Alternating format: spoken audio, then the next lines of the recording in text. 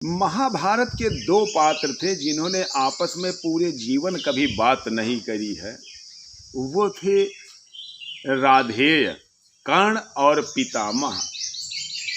राधेय और पितामह के बीच में पूरे महाभारत कालखंड का इतिहास उठाकर टटोला जाए और देखा जाए तो पूरे जीवन में कभी बात नहीं हुई थी आपस में।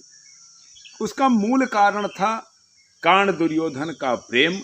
बात पर उसका निरादर भी करते रहते थे। उसको अर्धरथी कहते थे। अर्धरथी का मतलब रथ हाँकने वाला ही नहीं, रथ हाँकने वाले का पुत्र। वो एक प्रकार की उस समय की गाली हुआ करती थी। और भीष्म पितामह के प्रत्यक्षतः घृणा करने का मूल कारण ही कर्ण दुर्योधन प्रेम था, स्नेह था, भाव था। एक बार पितामह ने कर्ण के पुत्र को भी युद्धारंभ से पूर्व रथी कह दिया था। कर्ण को तो अर्धरथी कहते ही हैं।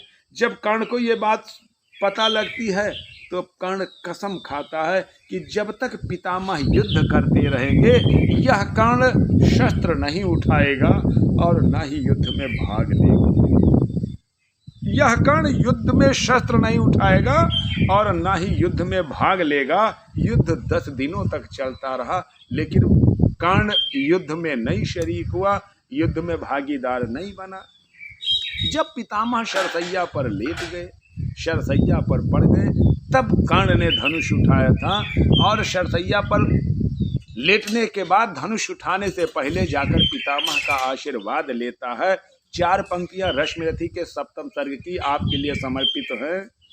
कुरुकुल का दीपित ताज गिरा, थक कर बूढ़ा जब बाज गिरा, भूल उठित पितामह को विलोक, छा गया समर में महाशोक। कुरुपति ही धैर्य न खोता था, अर्जुन का मन भी रोता था। कुरुपति ही धैर्य न खोता था, अर्जुन का मन भी रोता था। राधेय किंतु जिनके कारण था अब तक किए मौन धारण, उनका शुभ आशीष पाने को, अपना सद्धर्म निभाने को, वह शरसैया की ओर चला, पग पग हो विनय विभोर चला।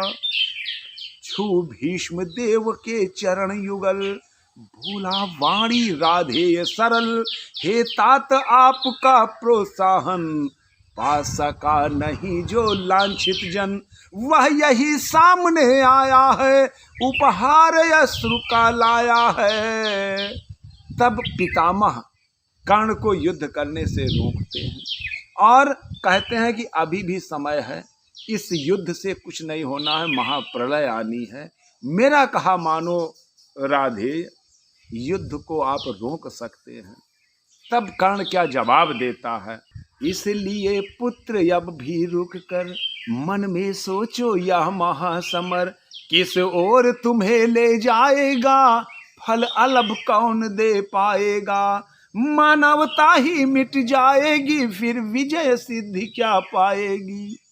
जीवन में पहली बार भीष्म पितामह ने कर्ण के द्वारा युद्ध शुरू किए जाने से पहले पुत्र कहा था। उसके पहले वो अर्धरथी ही कहते रहे।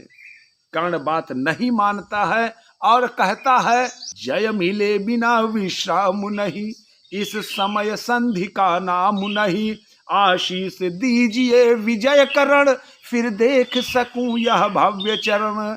जलयान सिंधु से तार सकूं, सबको मैं पार उतार सकूं।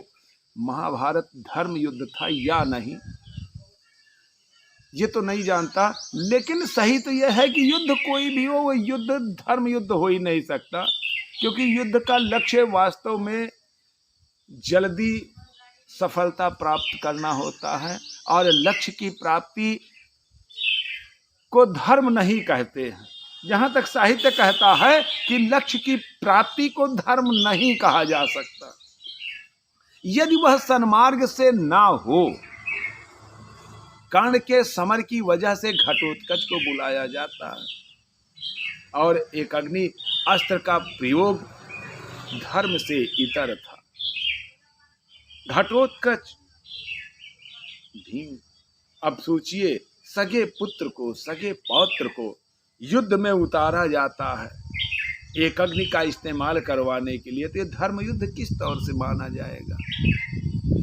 नट नागर ने इसलिए युक्ति का नया योग संधान किया, एक अग्नि हव्य के लिए घटोत्कच का हरि ने आह्वान किया। बोला बेटा क्या रहा हाथ से विजय हमारे जाने को है, अब सबका भाग्य है एक तेरे कुछ करतब दिखलाने को है। अब घटोत्कच तो घटोत्कच है भाई, वह युद्ध में आता है और आते ही घटोत्कच ने हाहाकार मचा दिया। दुर्योधन अपनी जान बचाना उसको मुश्किल हो रहा था, वह कर्ण से निवेदन करता है एक अग्नि चलाने के लिए कि अरे इस एक अग्नि को आप क्यों सहेजे रखे हैं, ये घटोत्कच पूरे कौरवी सेना को खत्म कर देगा, तब आप एक अग्नि का इस्तेमाल करेंगे। लेकिन यहाँ तो केशव ने, नटवर लाल ने एक अलग भूमिका अदा करी थी। हे वीर विलपते हुए सैन्य का उचित किसी विधि त्राण करो, अब नहीं अन्य गति आंख मूंद एक अग्नि का संधान करो। अरि का मस्तक है दूर अभी अपनों के शीश बचाओ तुम, जो मरण पाश है पड़ा प्रथम उसमें से हमें छुड़ाओ तुम। अब केशव तो मुस्कुराते हैं, जानते हैं कि ये तो मेरे ही द्वारा किया धरा है, इसके एक अग्नि का इस्तेमाल करवाने के लिए हमने घटोत्कच को युद्ध में उतारा है। सारी सेना थी चीख रही, सब लोग व्यग्र विल खाते थे, पर बड़ी विलक्षण बात हंसी नट नागर रोक न पाते थे। टल गई विपद कोई सिर से या मिली कहीं मन ही मन जय, क्या हुई बात क्या देख हुए केशव इस तरह विगत